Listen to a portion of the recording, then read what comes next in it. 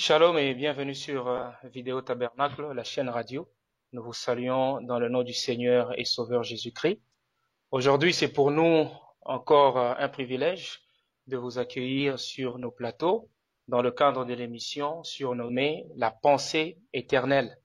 Et avec pour aujourd'hui, pour sujet ce soir, le mariage mixte. Nous sommes connectés avec le pasteur Cape Town, Afrique du Sud, qui est par Skype. J'aimerais saluer Shalom et que Dieu vous bénisse, pasteur Laurent. Shalom. Merci beaucoup de nous joindre dans le cadre de cette émission pour essayer de développer ce sujet avec les enfants de Dieu. J'aimerais signaler que le pasteur Laurent est pasteur de White Cloud Tabernacle et la plupart de leurs activités peuvent être retrouvées sur le site, le www.whitecloudmissions.net. Et juste pour moi, une question de curiosité, pasteur Laurent, nous voyons la différence entre le nom de votre église qui est White Cloud Tabernacle et aussi le nom de votre site White Cloud Missions. Y a-t-il une différence entre les deux et quel est votre rôle dans cet univers White Cloud? Que le Seigneur bénisse qui a comme la vision de la nuée blanche. La vision est donnée à William Aaron Branham lorsque les anges sont arrivés avec fondation White Cloud. Là, donc le coordonnateur exécutif et le White Cloud Missions a des activités de répandre l'évangile et puis d'entreprendre certaines activités à caractère commercial dans le but de renforcer financièrement les activités évangéliques et missionnaires. Tandis que White Cloud Tabernacle, c'est notre assemblée locale qui est basée ici en Afrique du Sud, à Cape Town depuis 2001. C'est un lieu, c'est notre quartier général, donc d'où part toute action. Et là, je suis le pasteur, donc je suis le coordonnateur exécutif de White Cloud Missions, qui est la fondation, et en même temps, je suis White Cloud, le pasteur de White Cloud Tabernacle. Donc, si vous voulez bien comprendre en bref, White Cloud Missions, c'est un office, c'est une fondation, elle a des activités pour la mission à l'étranger et en dehors de l'église locale, et puis certaines activités à caractère commercial, des projets que nous gérons et que nous sommes en train de promouvoir pour que tous les revenus puissent être injectés dans le compte de la propagation de l'évangile qui est représenté localement par White Cloud Tabernacle. Donc, c'est ça que je peux donner comme réponse. Merci beaucoup, pasteur Laurent, pour ces éclaircissements. Ceci permet à nos auditeurs de vous connaître encore mieux. Aujourd'hui, je rappelle le sujet, c'est sur le mariage mixte. Et dans notre première émission surnommée La pensée éternelle. Pasteur Laurent, pensez-vous que ce sujet soit édifiant pour un chrétien? Et évidemment, bien sûr, vous savez que le problème du mariage est lié au salut. Vous allez voir qu'à tout moment, dans chaque exode, lorsque un prophète était venu pour aider le peuple de Dieu à aller d'une condition à une autre, d'un endroit à un autre, comme pour le cas de Moïse, après avoir donné la loi de Dieu pour l'adoration, pour le cérémonial, et les questions du mariage ont été aussi posées, et il les a réglées. Quand le Seigneur Jésus-Christ est venu, vous allez voir que lors du second exode, il a enseigné le sermon sur la montagne, il a donné des prophéties du temps de la fin, il a tout donné. Ensuite, on est venu encore lui poser des questions sur le mariage. Vous voyez, il a répondu et tout ça. Et lorsque Paul viendra pour commencer l'âge des gentils, il va donner le message approprié pour cet âge. Et ensuite, on vient encore lui poser des questions qu'il va répondre dans 2 Corinthiens 7 au sujet du mariage et tout. Ce qui fait que cette question devait avoir des réponses beaucoup plus claires. Lorsque la parole viendra aussi être révélée clairement au temps de la fin. Voilà pourquoi la question n'a pas laissé le prophète de Malachie 4 inattentif. Et après avoir révélé tout le mystère que le livre de Sceaux contenait, il est venu également avec le choix, avec le mariage et le divorce. Et comme il y avait des frères qui s'étaient mal mariés, ils avaient des problèmes de mariage et beaucoup de choses. Alors, le Seigneur est revenu pour lui donner la révélation sur le mariage. Et dans le but de régler les problèmes et que les défauts, les gaffes du passé ne reviennent plus, c'est alors que parce que Dieu lui avait dit, va leur dire qu'ils sont pardonnés. Mais qu'ils puissent enseigner à leurs enfants de ne plus refaire les mêmes erreurs. Alors, à nous, les enfants, il est venu enseigner le choix d'une épouse pour pallier aux défauts des mariages, divorces, des mariages du passé. Voilà pourquoi le prophète de Dieu dit que après le mariage, le salut, donc vient le mariage. C'est une affaire d'une importance capitale. Donc, c'est vraiment quelque chose qui est très important pour nous les chrétiens. Donc, c'est cela. Je ne sais pas si vous allez permettre que je puisse donner même une citation de Frère Branham, quand il doit parler, il doit montrer que c'est donc les méfaits du mariage mixte, parce que nous ne parlons pas seulement du mariage, mais nous sommes en train de parler du mariage mixte, donc les points plus précis. Alors, dans la prédication, Jézabel au visage fardé, au paragraphe 18, et, ouais, 18, il dit oh, oh, oh, mais oh là là. Une autre chose, pas étonnant que Akab, son père, était un rétrograde. Il a, pour commencer. Et Akab était un frontalier, un croyant tiède. Il dit juste un fardeau, donc pour la société du christianisme, que donc du christianisme aujourd'hui, voyez, donc pour le royaume de Dieu en ces temps-là, il était juste un homme qui était un efféminé et qui n'était pas stable du tout.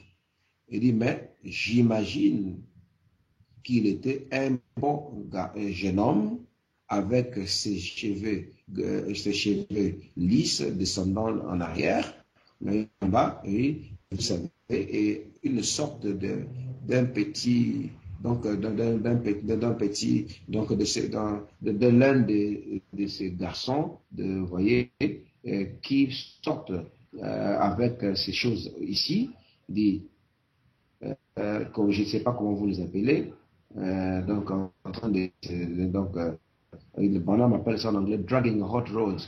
Ouais, donc il est quelque chose de cet ordre-là, voyez, de ce genre de jeunes hommes-là qui sont bien propres, qui partent d'ici, qui descendent et qui montent. Il dit, vous voyez, l'un d'entre ces petits frères, donc oui, bonhomme, qui court tout autour aujourd'hui, dans une espèce de genre.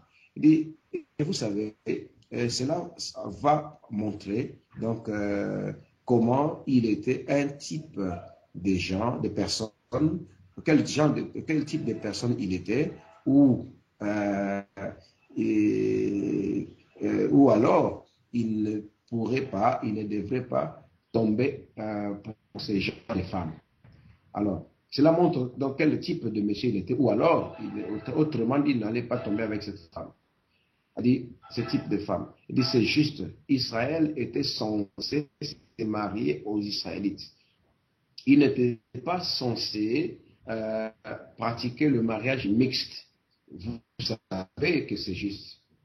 Et il n'était pas, vous n'êtes pas censé le pratiquer aujourd'hui de même. Vous voyez, ne vous mettez pas vous voyez, ne vous liez pas, ne liez pas les incroyants avec les croyants. C'est contraire à la loi de Dieu et c'est contraire à la Bible. Donc voilà pourquoi combien c'est important d'aborder ce sujet ici pour l'intérêt du peuple de Dieu. Ok, merci beaucoup pour ces éclaircissements et aussi pour l'appui de la parole avec les Écritures. Comme vous avez relevé le fait que la question du mariage a confronté tous les grands prophètes. Vous avez parlé de Moïse, de Jésus-Christ et du prophète du temps de la fin qui est William Marion Branham. Et maintenant, aujourd'hui que nous parlons du mariage mixte, j'aimerais poser la question pour vous, qu'est-ce que le mariage mixte? Qu'est-ce que vous entendez par là? Ok. que je ne puisse donner une certaine définition au sujet du mariage mixte, parce que si vous allez en français, dans le dictionnaire du mariage mixte, vous trouverez qu'il y a mariage, il y a le mot mixte, et il n'y a pas en un mot mariage mixte, en fait, c'est lorsque nous retournons, nous ici, les croyants du message, donc nous avons nos jargons aussi à nous, et qui ont été donnés par le prophète, et qui valent la peine d'être définis par ceux qui sont appelés à enseigner la parole. Et donc, c'est que le mariage mixte. Donc, qu'est-ce que le mariage mixte?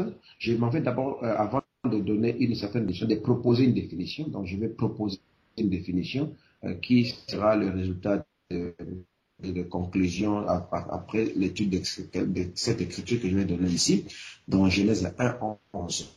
Partant de la loi de la reproduction qui dit que chaque semence doit se reproduire selon son espèce, vous voyez. Donc, cela étant une loi qui gère tous les êtres vivants, vous voyez, que ce soit la vie botanique, la vie animale, que ce soit la vie minérale et tout, la vie des hommes, par rapport à la vie botanique, Dieu, quand il a fait que la verdure puisse paraître sur la face de la terre, il a dit que chaque sémence se reproduit selon son espèce. Voilà pourquoi nous avons des fleurs rouges, il y a des fleurs jaunes, il y a des fleurs violettes, il y a des fleurs blanches, des fleurs vertes, et ainsi de suite. Et dans la vie animale, vous trouvez donc une panoplie d'espèces animales. Donc vous avez des vertébrés, des invertébrés, des carnivores, des herbivores. Nous avons des rapaces, des volailles, des mammifères, des reptiles, et ainsi de suite. Et tout ça, c'était la manière de Dieu d'exprimer sa nature diverse qui les caractérise. Et ainsi, la pérennisation dans cette vie, dans cette diversité, doit être sauvegardée et garantie. C'est-à-dire que Dieu voulait qu'il se multiplie. Parce que la preuve qu'il y a la vie, c'est qu'il doit y avoir la multiplication. Mais cette multiplication doit respecter un certain ordre. Cette loi de la reproduction. Ça ne doit pas continuer à se multiplier donc en désordre. Parce que car la diversité est l'espèce même plurielle de notre Dieu, Elohim, vous voyez, il est tout ça, il est le sauveur, il est le rédempteur, et tout ça, il a beaucoup de nature en lui. Mais il s'exprime dans le temps selon le caractère spécial de chaque espèce, notre Dieu. Donc Dieu, c'est la nature, comme le Frère Branham dit. Et voilà pourquoi la nature doit être gardé dans la continuité. Et vous allez noter que le mariage parmi les hommes est le seul moyen autorisé par Dieu pour la multiplication. Donc, quand on en arrive à nous les humains, quand il s'agit de la multiplication, et tout donc, doit être placé dans un cadre sacré appelé le mariage. Et voilà pourquoi il dit à l'homme, après l'avoir créé, de se multiplier afin de remplir la terre ainsi que de l'assujettir. Et aussi, voilà pourquoi Adam n'a pu trouver aucune femme parmi les bêtes, parce qu'on avait placé Adam devant les animaux, et les animaux devaient défiler deux à deux, c'est-à-dire mâle et femelle, mâle et femelle. Et même parmi la race humaine du serpent, vous savez que le serpent était un homme et il était aussi un animal. Et comme le Frère Branham nous dit, donc c'est peut-être quelque chose qui ne relève pas de ce sujet, mais comme nous parlons de l'hybridation ici, parce que vous voyez, le mariage mixte, c'est le mystère d'une hybridité. Alors voilà pourquoi c'est par là que l'hybridation commence. Quand on a amené les femelles de tous les animaux devant Adam, il y avait aussi la femelle du serpent qui était un homme mais sans âme. Mais donc Adam n'a pas trouvé en ça une espèce avec laquelle se multiplier. Jusqu'à ce que, pour avoir une conjointe, Dieu dut le frapper d'un profond sommeil pour lui procurer une épouse selon son espèce. Et au point, il s'écriait, parce que Dieu avait fini de créer. Alors, comme on ne pouvait pas créer une autre femme, une autre espèce ailleurs, et ça n'allait pas marcher, ça allait contredire Genèse 1, 11 sur la loi de la reproduction. Dieu dut frapper Adam d'un profond sommeil pour sortir toujours de lui quelque chose. Et au point que il s'écria, après l'avoir vu, cette fois-ci, c'est la chair de ma chair et os de mes os. Et à cause de cela, on l'appellera femme ou Isha en hébreu. Vous voyez, c'est Genèse 2, chapitre 22, verset 22 à 24. Donc, le mot femme veut dire quelque chose qui est sorti de l'homme, qui est de la même espèce. avec l'homme. Voilà pourquoi le mariage, c'est que c'est une même espèce de choses qui s'unissent ensemble et dans le but de la multiplication. Donc, là où il n'y a pas les mêmes espèces de deux genres différents, ce ne peut pas être appelé un bon mariage selon Dieu. Et la raison pour laquelle, avant de donner l'énoncé de la définition comme je l'entends, après avoir étudié cette question par rapport aux Écritures, la raison même des cérémonies du mariage parmi nous les humains, c'est que toute cette reproduction de voir se manifester de la manifestation d'un sous-produit, parce que la femme c'est le sous-produit de l'homme. Pourquoi sous-produit? Pas pour minimiser la femme, mais pour montrer que elle est venue de l'homme pour s'unir ensuite avec le même homme, pour continuer à se multiplier et avoir une progéniture selon leur espèce. Alors, parfois, on se fait des mariages pas avec la femme, c'est-à-dire pas quelqu'un de ton espèce. Alors, parce que s'il n'est pas de ton espèce, ce n'est pas la femme. Parce que selon la définition du mot femme, c'est que c'est quelque chose qui est sorti de l'homme, d'Adam même. Voilà pourquoi c'est Adam qui a constaté, c'est un constat de ressemblance avec sa propre nature, qui a fait qu'il n'y avait pas un mot que à la femme, parce qu'on se marie à la femme, quelque chose de la même famille que toi, naturellement. Alors, car tout homme est né avec les couleurs des habits de sa femme. Alors maintenant, je dirais que, donc, vous voyez, vous allez voir que la reproduction moyenne du sexe, qui est la conséquence de la chute et de l'hybridation, vous voyez, comme le serpent avait connu Ève, a amené Dieu à permettre cette reproduction comme étant le seul moyen de se multiplier, mais dans un saint état matrimonial. Donc, toute multiplication en dehors du saint état matrimonial n'est pas une bénédiction. Le saint état matrimonial qui est appelé le mariage. Vous voyez, donc un cadre, donc un moyen de se reproduire, pourvu qu'il soit observé selon au regard et au respect de toutes les autres lois des dieux qui l'entourent. Parce qu'ici, je crois que nous nous adressons aux chrétiens. Nous ne nous adressons pas aux rebelles, nous ne nous adressons pas aux incroyants qui ne doivent pas nous en vouloir. Nous nous adressons à ceux qui veulent bien faire les choses. Alors, voilà pourquoi, Frère Branham, dans le chapitre 7, deuxième partie, donc, prêché le 22 septembre 57, paragraphe 362, il dit, le mariage est honorable, mais donc, on devait y entrer dans la prière et en toute révérence. Et le véritable amour authentique pour une femme, pour cette femme, va vous lier ensemble pour toujours. Ce que vous liez sur terre, je le lirai au ciel, donc a dit Jésus. Il dit, quand vous descendez sur la rue là-bas, vous voyez, il se peut qu'elle devienne vieille, avec des cheveux gris et des rides, mais ce même amour que vous aviez pour elle, lorsque elle était une jeune, belle femme, vous voyez, vous allez toujours la voir. Il dit, il se peut que vous ayez des épaules arrondies, et puis une calvitie et une figure ou un visage rempli de rides et toute autre chose, mais elle vous aimera juste comme lorsque vous étiez avec des épaules droites et des cheveux ronds. Vous voyez, si cela vient vraiment de Dieu. Et quand vous allez lire là-bas toujours les Hébreux, voilà, il dit que montrez-moi avec qui vous associez et je vous dirai qui vous êtes. Appelle son nom, il l'appelle à se séparer d'avec toute la compagnie qui est incroyante.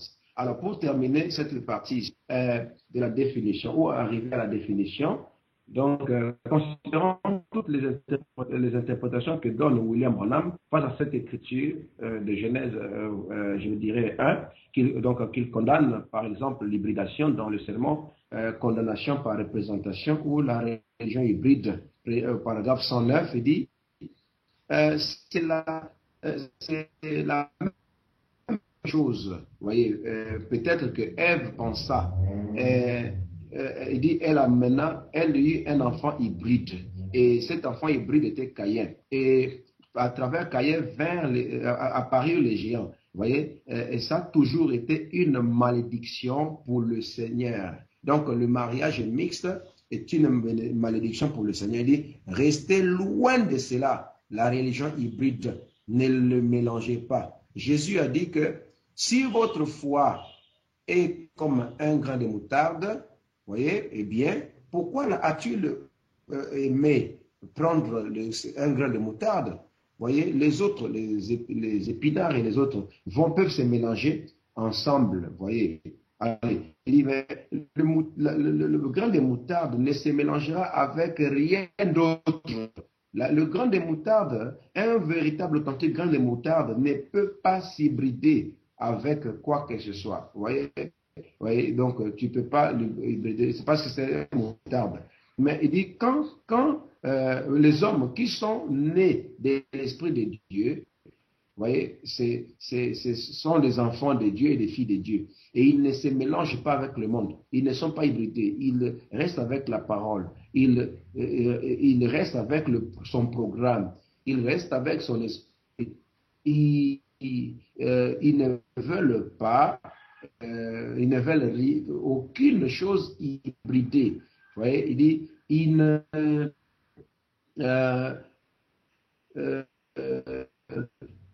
donc, ils ne s'en vont pas avec ils vont pas continuer avec quelque chose d'hybride. Ce n'est pas correct. Vous voyez, cela viendra à sa fin. Cela ne peut plus revenir. Vous voyez, quand c'est hybride, c'est fini. Cela ne se reproduira jamais. S'il le fait, alors ça va amener des nez. Vous voyez, on m'appelle Edouard. Merci beaucoup, Pasteur Laurent, pour ces quelques éclaircissements. J'aimerais savoir, en conclusion, comment est-ce que vous définissez le mariage mixte? Ok, nous permettrons en conclusion de définir en tant que des enseignants du message du temps de la fin que le mariage mixte est une union maritale entre deux personnes de sexe opposé mais ayant deux espèces et deux orientations différentes. Donc, c'est cela. Donc, c'est quelque chose d'hybridé, de mélange, un mariage bien sûr, mais qui est le mélange des deux espèces interdites par Dieu dans le but de se reproduire. Donc, c'est comme ça que je définirais le mariage mixte. Donc, que le Seigneur bénisse. Ok, merci beaucoup. Merci pour cette définition. Et juste avant de continuer, nous allons prendre une petite pause et pour revenir dans quelques instants. Que Dieu vous bénisse. À plus tard.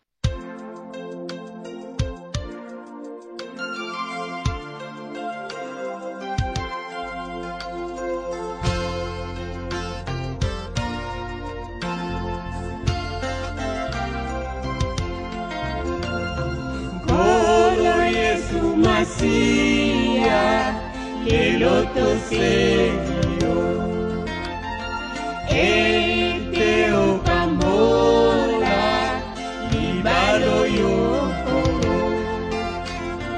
Kolo Yesu Masia, Eloto Señor, Ete Okamola, Libalo Yoko.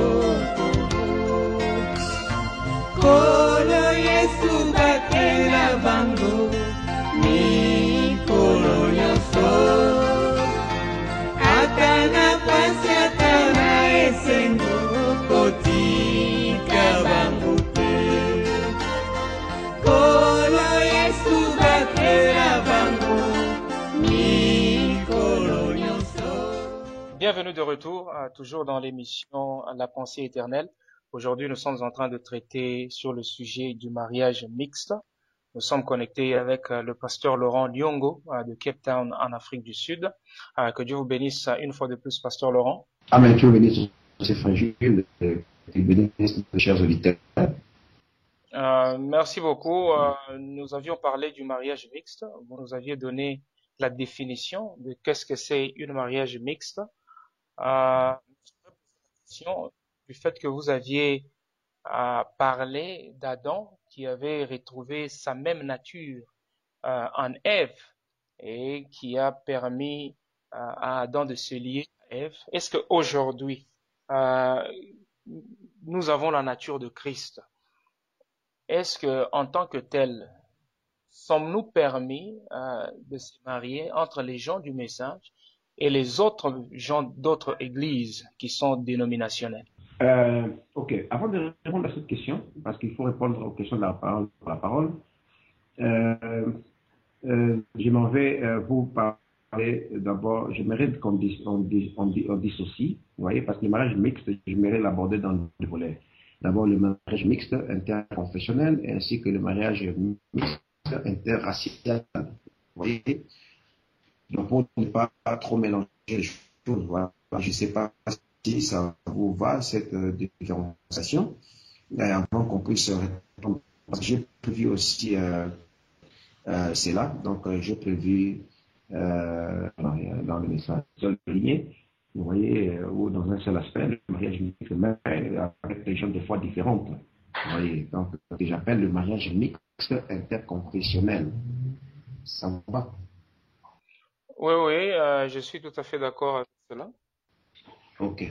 Donc, pour dire que pour cette édition, nous allons nous limiter au mariage mixte interconfessionnel et peut-être dans une autre édition future, nous allons pouvoir aborder le mariage, la question du mariage mixte interracial. Bon, donc, le fait d'hybrider les semences des espèces différentes appelle à des conséquences fâcheuses, chers auditeurs, car la seule manière pour vous d'avoir le maïs est de planter le maïs. Donc, vu que le but du mariage est pour se multiplier et remplir la terre, mais c'est remplir la terre selon la nature de votre espèce. Et ce qui fait que ce que vous semez, c'est ce que vous récoltez. Comme j'ai donné l'exemple du maïs. Donc, concombre pour concombre, etc. Et si vous voulez commencer une église, le frère Branham dit par exemple dans la parole par la sémence originelle, commencez avec la parole. Et le mariage, les affaires, commencez selon les principes de la parole qui gère ce que vous êtes en train de faire. Alors, maintenant, le mariage mixte interconfessionnel, donc ça veut dire une union entre un croyant et une incroyante ou vice-versa, c'est-à-dire une croyante et un inconverti. Alors, d'abord, avant que je puisse répondre à cette question de manière un peu plus précise, d'abord, je peux me proposer de vous dire ce que c'est qu'un croyant. Qui est un croyant? Et le frère Branham, dans l'Éden de Satan, au paragraphe 16, il dit, mais maintenant, la ruse, il dit, la malignité du diable maintenant fait que les gens croient qu'ils sont chrétiens pendant qu'ils ne le sont pas. Voilà la chose. Vous voyez, ils n'ont pas le sceau. C'est un jour, beaucoup de séduction, donc un jour de séduction qui devrait être plutôt que ce que ça devait être quand vous voyez que lorsque vous avez le sceau de Dieu, que vous aviez le sceau de Dieu, votre vie, oui, que vous menez avec votre témoignage. Le diable a placé chaque manœuvre, chaque piège de nos malins, vous voyez qu'il puisse être autant qu'il peut le faire. Il est un séducteur. Et Jésus avait dit dans Matthieu 24 que ces jours seraient donc les jours dans lesquels nous vivons, un jour de plus grande de séduction que nous ayons jamais vécu. Si très proche du vrai, que cela pourrait même séduire les élus, si cela était possible, vous voyez, de le décevoir, de le séduire, je veux dire. Et dans Ephésiens 5, il dit, vous voyez, laissez-moi lire ça un peu vite. Ephésiens 5 nous dit, car sachez bien, aucun débauché ou impur ou cupide, c'est-à-dire idolâtre, n'a de l'épée. Vous voyez? Donc, vous voyez qu'il y a des idolâtres, ils pensent qu'ils sont chrétiens, ils sont croyants, pendant qu'ils ne le sont pas. Et il y a aussi des croyants, ils sont croyants, ils croient à la parole, mais ils vont aussi prendre quelqu'un parce que simplement il parle du nom de Christ dans sa bouche. Et pourtant, le prophète nous dit que c'est un jour de grande séduction. il ne faut pas se limiter à la confession de foi de quelqu'un et pour établir une femme sur cette base-là. Et vous savez qu'un croyant, c'est quelqu'un qui croit, c'est quelqu'un qui a la foi. Et la foi, vous voyez, c'est une révélation, il dit dans le pouvoir de transformation, paragraphe 18, il dit que la foi, qu'est-ce que la foi? Il dit c'est Dieu par l'Esprit vous révélant quelque chose que vous allez faire ou qu'il a promis. Vous voyez? Alors, je peux encore donner une autre citation ici. J'aimerais juste éclaircir la question. Est-ce que dans la définition que vous venez de donner, si quelqu'un croit de la bonne manière, je pense que c'est ça qu'on appelle le croyant. Et aujourd'hui, qui est-ce qui croit de la bonne manière et qui ne croit pas de la bonne manière? Et est-ce que ces gens-là peuvent se marier à d'autres qui se prétendent aussi chrétiens? Bon, le problème, c'est la révélation que vous avez de Christ, parce que remarquez que euh, euh, Christ est la révélation du mystère de Dieu. D'accord? Donc, si vous voulez connaître Dieu, voyez Christ. Mais pour connaître Christ, nous sommes au temps de la fin où Dieu avait envoyé son prophète pour nous révéler Christ. Et les mystères qu'il avait révélés, la sémence du serpent, le mariage du divorce, le baptême du Saint-Esprit sans sensation, tous ces mystères qu'il a énoncés dans Matthieu et cela ne révèlent qu'un seul mystère qui est Christ. Et ensuite, quand vous voyez Christ dans tous ces mystères, alors vous voyez Dieu. Alors là, maintenant, en définitive, vous êtes un croyant en Dieu. Et si quelqu'un ne croit pas la parole, comme Frère Branham l'a prêché, il n'est pas un croyant au vrai sens du mot. Parce que chaque âge a son message. Alors, si vous allez vous marier avec quelqu'un, parce qu'il dit seulement il est chrétien, alors vous allez vous marier, vous allez pratiquer le mariage mixte. Et là, ça sera très dangereux. Vous voyez? Et c'est ça que nous appelons justement le mariage mixte. Et vous voyez que le mariage entre quelqu'un qui croit le message, vous voyez, et un autre qui est dans la dénomination, c'est ça justement le mariage mixte. Ça ne peut pas y avoir lieu. Vous voyez, donc je peux quand même donner quelques écritures de Frère Branham. Vous voyez, une écriture aussi, parce que le Frère Branham parle de quelqu'un qui épouse une fille pentecôtiste, par exemple, qui est née de nouveau. Est-ce que cela n'est-il pas applicable aujourd'hui, de voir que on peut avoir un pentecôtiste ou bien un pentecôtiste né de nouveau, qui a le Saint-Esprit, à qui on peut se marier? Ok, donc nous devons connaître la nature interdispensationnelle du message du temps de la fin. Ça veut dire que dans le message ici, quand le Frère Branham a commencé son ministère, d'abord du baptiste qu'il était, le seul réveil qui avait l'esprit, c'était le pentecôtisme. C'était la Pentecôte, je veux dire. Et lui-même est venu se conformer parce qu'il devait passer par l'expérience du Saint-Esprit. Jusqu'en 62, vous voyez, c'était encore l'âge pentecôtiste. Même si Frère Branham a commencé à prêcher, il n'y avait pas un autre âge pour qu'ils disent que c'était un âge plus spirituel que celui dans lequel lui-même vivait. Voilà, c'était les pentecôtistes qui ont sponsorisé son message. Et vous m'avez suivi, frère Gilles et chers auditeurs. Oui, vous pouvez continuer. Vous avez suivi. Okay. Donc, les pentecôtistes avaient le Saint-Esprit avant que le message du temps de la fin ne vienne. Voilà pourquoi Frère Branham, en 56, a prêché là où le jubilé d'Azusa. Et il va encore dire que là où je pense les pentecôtistes ont failli. Ouais. Il y a un temps où Frère Branham disait qu'ils avaient le Saint-Esprit. Il disait qu'ils étaient des chrétiens et tout. Mais allez voir dans le quatrième, Frère Branham dit que ce sont des loges. Et avant le message du temps de la fin, avant le message de l'ange, il disait, vous pouvez même aller, et tout ça là, communier avec eux. Mais ce n'était pas encore son message. Mais quand Apocalypse chapitre 18 s'accomplit, cet ange-là qui est descendu avec une grande lumière qui a éclairé la terre, il a dit que sortez du milieu de mon peuple et n'ayez pas part à leurs impuretés. Donc si vous allez vous marier avec eux, donc vous allez vous marier avec un incroyant aujourd'hui. Alors voilà pourquoi, dans le cas de Rasmussen, l'enfant du pasteur Rasmussen, vous voyez, donc Branham est en train de montrer dans pourquoi nous ne sommes pas une dénomination, paragraphe 206, vous voyez, Branham me dit que, il dit que j'ai eu mon frère, mon grand ami, mon meilleur ami que j'aime, vous voyez, ici, appelé du nom, il est un frère prédicateur, vous voyez, un frère prédicateur, vous voyez, son nom c'est frère Rasmussen, ici, assis ici, vous voyez, vous avez son nom dans vos journaux. C'est interdénominationnel de Chicago. Vous voyez, c'est une église interdénominationnelle, comme nous qui sommes aujourd'hui dans le message, non, n'est-ce pas? Nous disons que nous sommes interdénominationnels. Et regardez, il a un garçon, un ministre, vous voyez, et il est allé épouser une fille catholique. Et ils ont commencé comme cela, et ainsi de suite. Vous voyez? Donc, vous connaissez bien l'histoire. Et les catholiques, vous ne direz pas que ce sont des démons, mais ce ne sont pas des chrétiens non plus. Si les catholiques, sur la même base qui fait qu'un catholique ne peut pas être épousé, c'est la même base qui fait qu'un pentecôtiste ne doit pas épouser.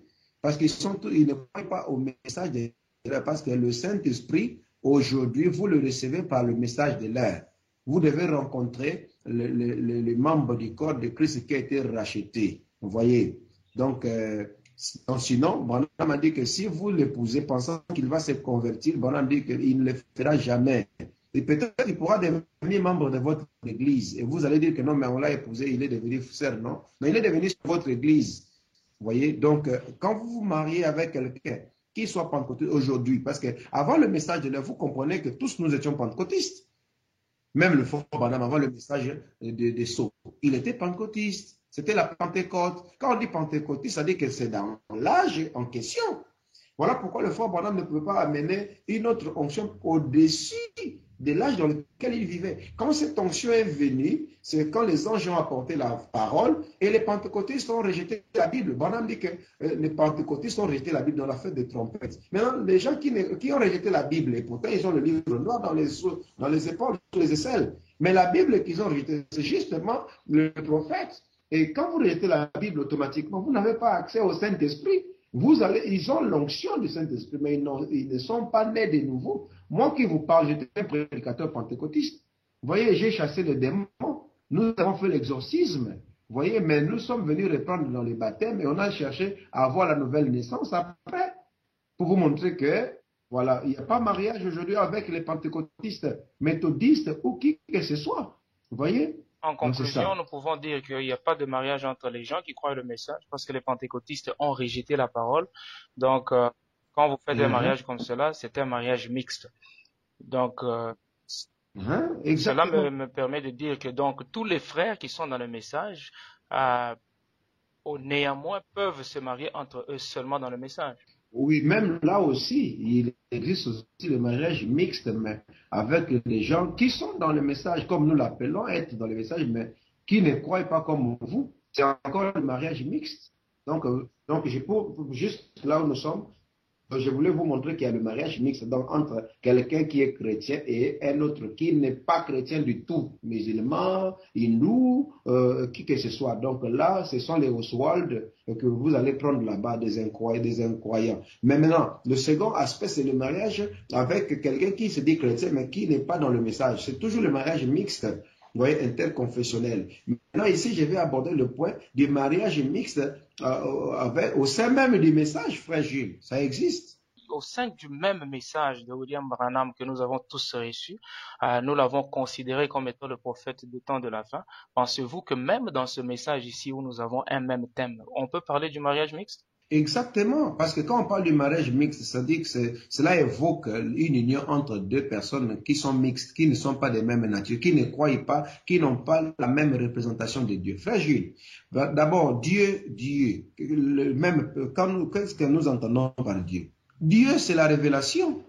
Donc, c'est que la manière que vous voyez Christ, l'Église, pasteur, l'avenir, enlèvement, divinité et tout, l'ensemble de tout ça, c'est ça qui est Dieu pour quelqu'un. Alors, maintenant, pour ne pas aller loin, au sein même du message, dans la prédication, le pouvoir de transformation. Vous savez que Caïn était un hybride, n'est-ce pas? Hein? Ok, maintenant, parce qu'il y a eu le mariage mixte là-bas avec le serpent. Mais Frère Branham dit qu'aujourd'hui, il y a aussi la tendance de Caïn dans le message, la tendance pentecôtiste. Vous voyez, il dit dans le pouvoir de transformation, je crois par exemple 135, si je ne me trompe pas, il dit que l'Église au temps de la fin sera des jumeaux. Vous voyez, une même mère, mais deux pères différents. Vous voyez? Il dit qu'un est spirituel et l'autre, il dit, je vais vous montrer si j'ai le temps, c'est la tendance de Caïn. Il dit c'est une tendance pentecôtiste. Hein, vous voyez, ils ont une perception charnelle des choses de la Bible et tout. Et vous voyez qu'il y a, il y a aussi cahier et tendance dans le message. Et Frère Branham même a dit que la sémence du serpent était même à Jeffersonville, au Branham Tabernacle, là où même lui prêchait. Donc, si dans le même tabernacle là-bas, il y avait aussi des gens de différentes espèces, même dans le message, donc la tendance des cahiers se trouve aujourd'hui dans le message. Et pour illustrer cela avec une citation claire et nette de Frère Branham, dans Regardant l'invisible, vous voyez, prêché le 3 octobre 58. Parce que nous disons que nous sommes nous tous dans le message, frère Gilles, avant qu'il dise cette citation. Mais pourquoi est-ce que les gens ils se divisent à tout moment? C'est-à-dire, quand toi tu m'écoutes, tu vas là-bas, ça veut dire que moi je n'ai pas assez de Dieu et toi tu as assez de Dieu. Voilà pourquoi tu pars. Donc, vous voyez, alors, vous voyez, vous voulez la citation de Frère Branham, n'est-ce pas? Vous pouvez appuyer cela avec nous. Ouais.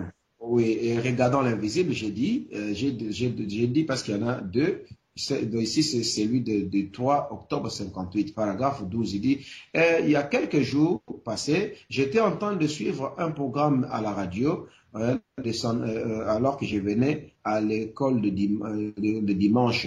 Et il dit, cela était autour donc d'une table, d'une discussion, une discussion autour d'une table ronde avec des adolescents dans Louisville. Il dit, et ce qui était la chose la plus importante, une des choses les plus importantes, c'était pour une fille de trouver un garçon, vous voyez, avec des cheveux, donc avec des curlus sur les cheveux, ou un garçon de trouver une fille avec des yeux bleus ou bruns.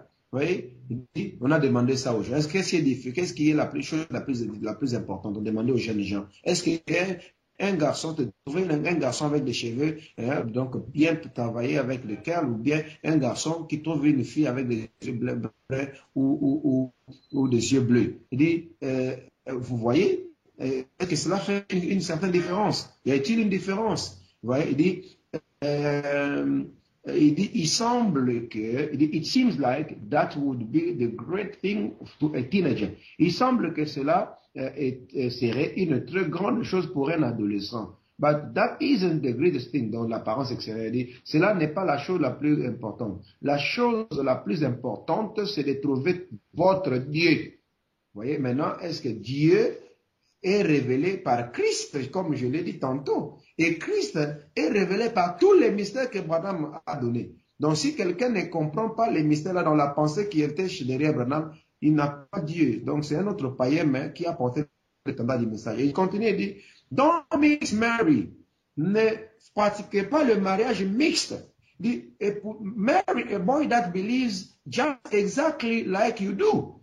Il dit, trouvez un garçon qui croit exactement, juste exactement comme vous le croyez. For after all, parce qu'après tout, God is the main important thing that we are in the earth to do. La chose la plus importante que nous sommes censés croire sur la terre, trouver, c'est de trouver Dieu. Vous voyez, de le servir, c'est de le servir, c'est de le servir. And if you do marry or anything contrary to that, you'll pay for it in the days that lays ahead of you.